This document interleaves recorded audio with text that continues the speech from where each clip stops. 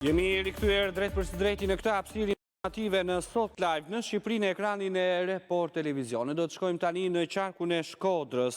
Sot është dita e tretë e protestës nga banorët e rjollit në Shkodër, ku ata vjojnë të kundërshtojnë ndërtimin e resortit luksos të ndërtuesit dhe botuesit Bashkim Ulaj. Një ditë më parë, ata janë përplasur me policinë, 25 të shoqëruar ditën e djeshme. Marrim më shumë detaje në raportimin e kolegut Ergjys Kavaja. Përshëndetje Ergjys, çfarë po ndodh aktualisht, vijon protesta në ditën e tretë sot?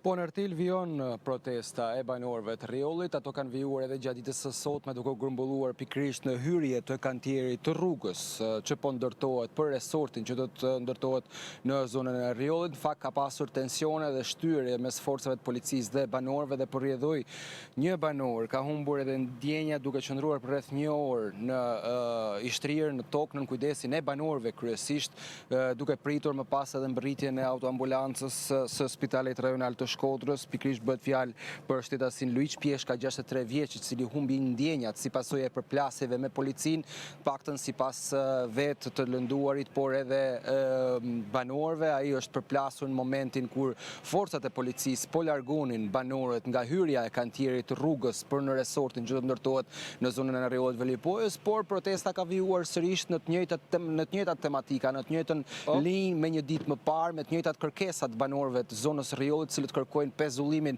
e punimeve dhe të mos i grabiten pronat për ndërtimin e këtij resorti në zonën e rrjedhit të Velipojës. Nesër ata do të jenë në dyert e Spakut, ku paralajmërojnë që do të ketë një protest edhe para ambienteve të Spak. Nuk është caktuar ende ora se kur do të mbahet protesta nga ana banorëve të rrjedhit, të cilët do të braktisin nëse mund ta quaj tillë itinerarin e protestave në rrugën Shëngjin Velipojë, në zonën e rrjedhit, për të zhvendosur para organeve drejtësisë, pasi në muajin mars të vitit kaluar banorët kanë dërguar një kërkesë Spak për hetimin e kësaj çështje sa i takon falsifikimit të dokumentave nga shtetasi Fatmir Shpellza, i cili më pas i ka shitur këtë pronë, të cilën banorët pretendojnë se e posedojnë me letra të rregullta, e ka shitur në ndaj investitorëve të cilët do të ndërtojnë edhe resortin në zonën e rrjedhit në Velipojë. Kjo është ajo pak a shumë çfarë ka ndodhur gjatë ditës sot me një protestë nisur rreth orës 10. Ngjarja më e rëndë e kësaj proteste ka qenë pikërisht humbja e ndjenjave të shtetasit Luiç Pjeshka, 63 vjeç, i cili aktualisht është transportuar në Spitalin Rajonal të Shkodrës, ndodhet nën kujdesin e mjekëve, ndërkohë që prapa krave të mi vijon, nëse mund ta quaj, një lloj tentative e banorëve për të hyrë në kantier, por duke hasur rezistencën e forcave të policisë, forcave të mënyrë shpejtë dhe forcave shqiponja, të cilët kanë pritur edhe gjatë ditës së sotme në Po punohet aktualisht në kantier apo ka ndërprerje të punimeve? Hyrjet banorëve në kantier për të krijuar problematika. Jo, kanë vijuar punimet në Ertil edhe gjatë ditës së sotme në kantierin.